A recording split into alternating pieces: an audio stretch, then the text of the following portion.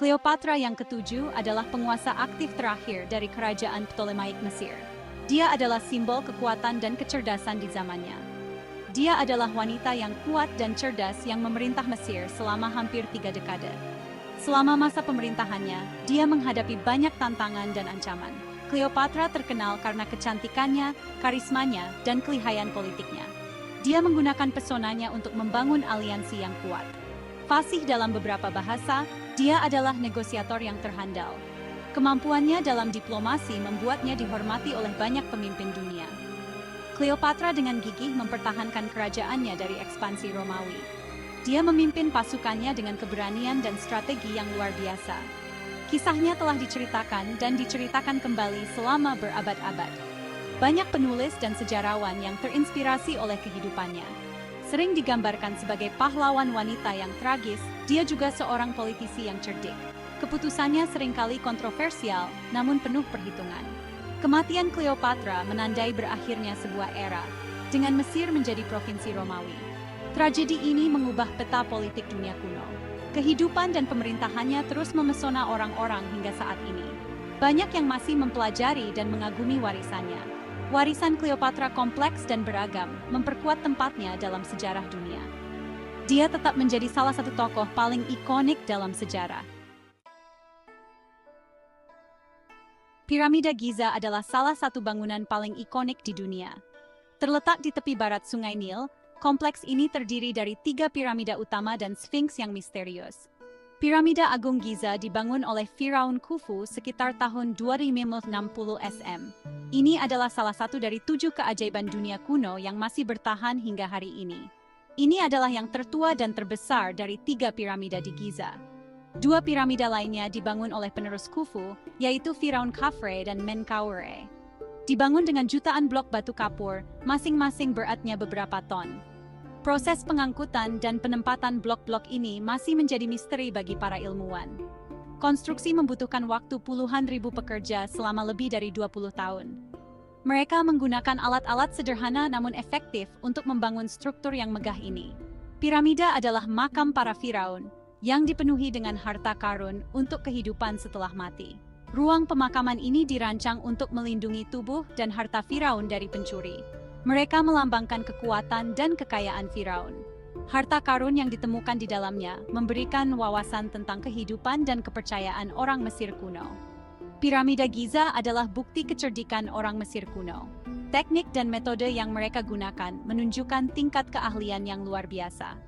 Mereka telah berdiri selama ribuan tahun, bertahan dari berbagai kondisi dan waktu. Dari terik matahari hingga badai pasir, piramida tetap kokoh dan megah. Mereka terus menginspirasi kekaguman dan keheranan pada semua orang yang mengunjunginya.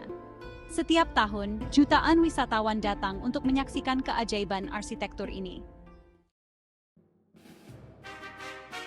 Cleopatra yang ketujuh adalah anggota dinasti Ptolemaic, sebuah dinasti yang memiliki akar kuat di Yunani kuno.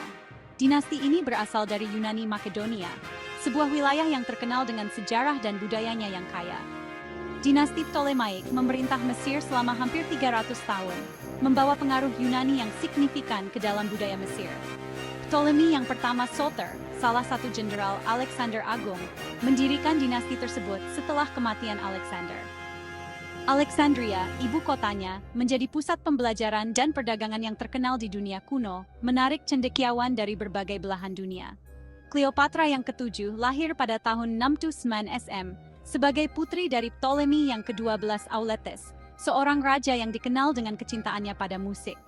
Dia mulai berkuasa pada tahun 51 SM, memerintah bersama adik laki-lakinya Ptolemy yang ke-13 dalam sebuah pemerintahan yang penuh tantangan. Dinasti Ptolemaic menghadapi perselisihan internal yang sering kali disertai dengan tekanan eksternal dari Kekaisaran Roma yang semakin kuat. Cleopatra menavigasi politik Romawi dengan keterampilan yang luar biasa, menggunakan kecerdasan dan pesonanya untuk membentuk aliansi strategis. Masa pemerintahannya menyaksikan kebangkitan budaya dan agama Mesir, dengan banyak proyek pembangunan yang memperkuat warisan Mesir. Dia bersekutu dengan Jenderal Romawi Julius Caesar, dan kemudian dengan Mark Antony, 2 tokoh penting dalam sejarah Romawi. Aliansi ini memiliki konsekuensi yang signifikan bagi Mesir dan Roma. akhirnya membawa Mesir ke dalam pengaruh Romawi yang lebih besar. Hubungan Cleopatra dengan Julius Caesar bersifat politis dan personal. Caesar tiba di Mesir pada tahun 48 SM di tengah perebutan kekuasaan. Cleopatra mencari dukungan Caesar untuk mendapatkan kembali kendali atas Mesir. Legenda mengatakan bahwa dia diselundupkan ke hadapan Caesar dengan digulung dalam karpet. Caesar terkesan dengan kecerdasan dan karisma Cleopatra. Aliansi mereka menghasilkan seorang putra, Caesarion. Keterlibatan Caesar dalam urusan Mesir menuai kritik di Roma. Hubungan Cleopatra dengan Caesar memberinya dukungan militer dan politik.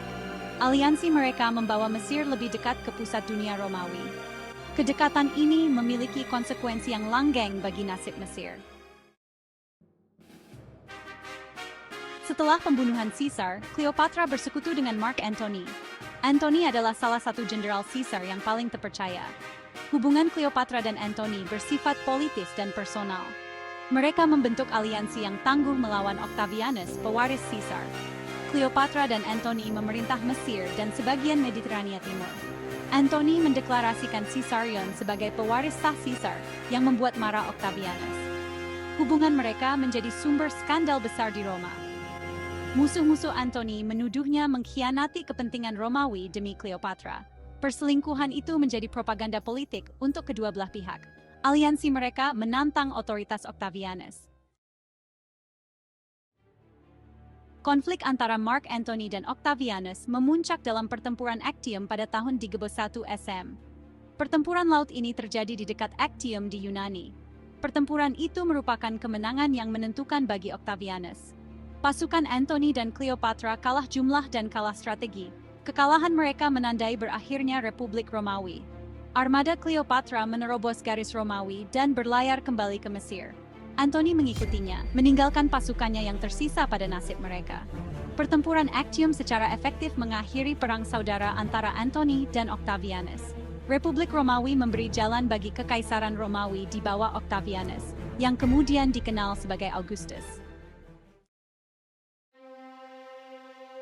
Setelah kekalahan mereka di Actium, Cleopatra dan Antony kembali ke Mesir. Octavianus mengejar mereka, bertekad untuk mengamankan Mesir sebagai provinsi Romawi. Pasukan Octavianus menyerbu Mesir pada tahun 30 SM, dengan cepat mengalahkan Cleopatra dan Antony. Antony yang menghadapi kekalahan bunuh diri. Cleopatra yang tidak ingin diarak sebagai piala, juga memilih untuk mengakhiri hidupnya. Keadaan pasti kematiannya diselimuti misteri. Kisah populer mengatakan bahwa dia meninggal karena gigitan ular berbisa. Kematian Cleopatra menandai berakhirnya dinasti Ptolemaik dan diserapnya Mesir ke dalam Kekaisaran Romawi. Kisahnya terus memesona dan menginspirasi orang-orang berabad-abad kemudian. Warisannya sebagai penguasa yang kuat dan cerdas tetap abadi. Cleopatra hidup lebih dekat ke zaman kita daripada pembangunan Piramida Agung Giza.